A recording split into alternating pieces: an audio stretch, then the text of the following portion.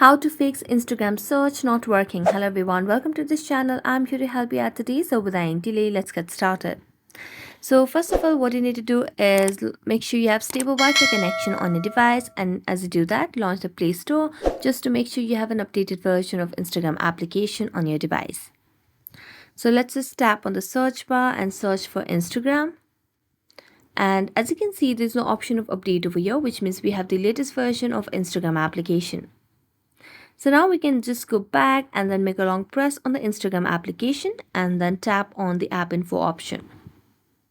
As you tap on app info, it will take us to a new page where you'll be able to see the option of clear data at the bottom right corner. So we'll just have to wait for a few more seconds.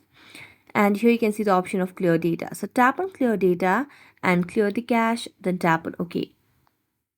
As you do that, you can relaunch Instagram application and this might definitely help you out. So thank you so much for watching this video. See you next time.